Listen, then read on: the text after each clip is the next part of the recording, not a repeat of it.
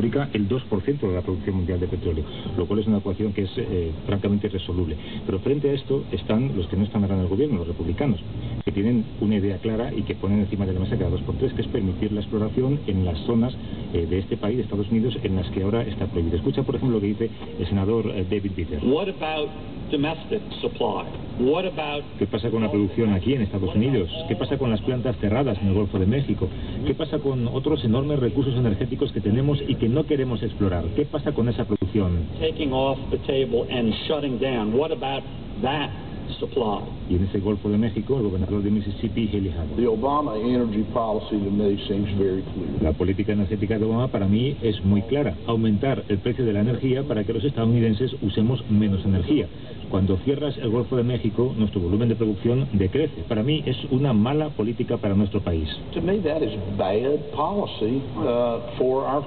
Y si te fijas en esas dos frases, yo creo que hay una sugerencia. La sugerencia de que a Obama le gustaría personalmente que la gasolina estuviera todavía mucho más alta de lo que está, para que la gente consumiera menos y que se cumplieran sus objetivos medioambientales.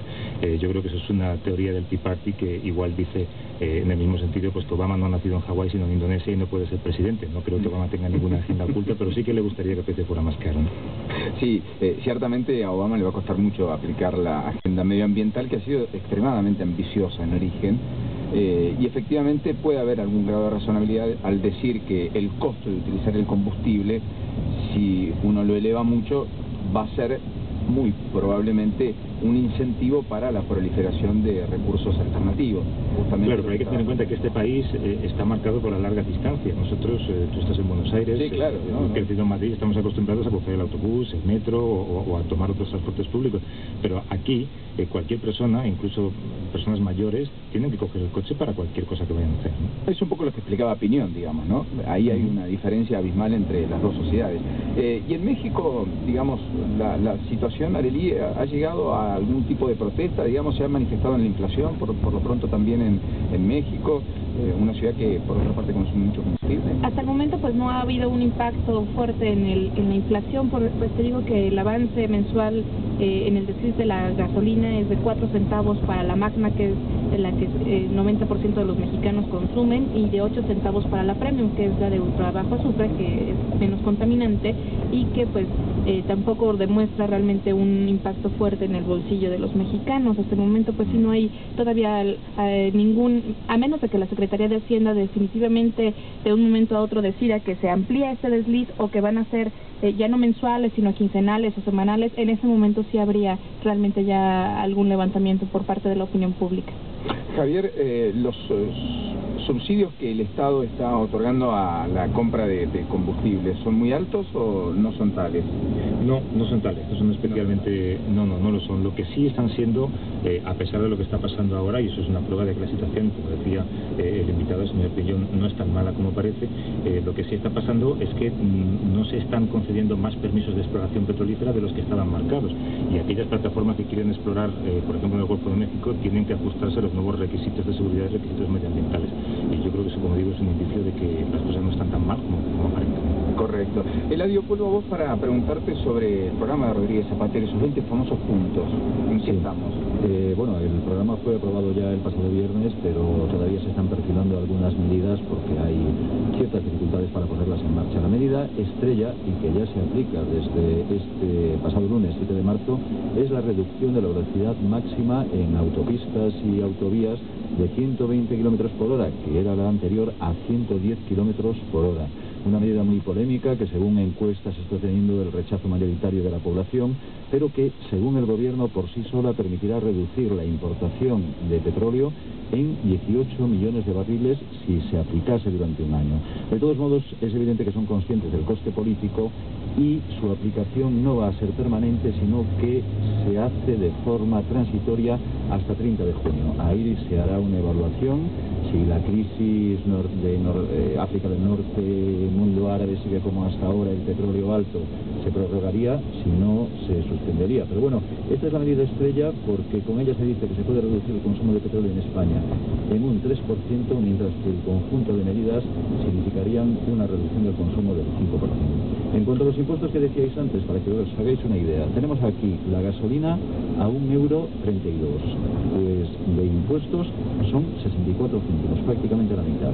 El gasóleo a 1,29 € de impuestos, 54 céntimos, que es el 40% del total. Es importante esa cuenta y esa ecuación. Aquí en la Argentina es casi el 70% de impuestos para un valor que está en los 4 pesos, esto es un dólar, menos de 85 centavos de euros.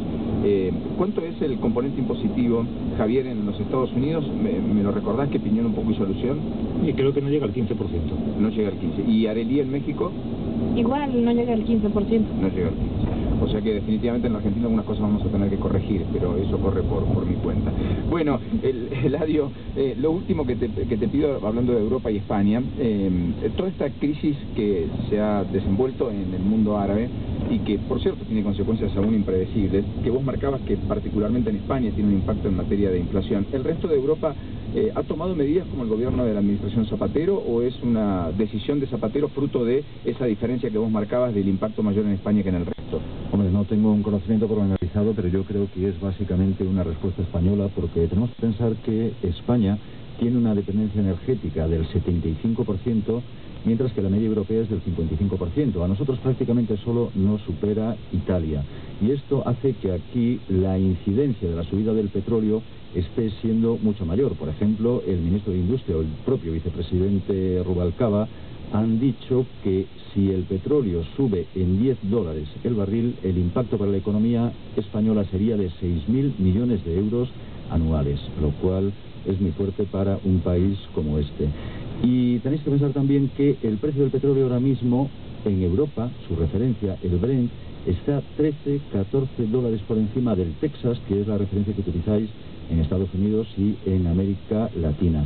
Y esto es una auténtica novedad en esta crisis, porque en años el Texas siempre estaba más bien $1 o $2 por encima del Brent, porque tiene mayor calidad.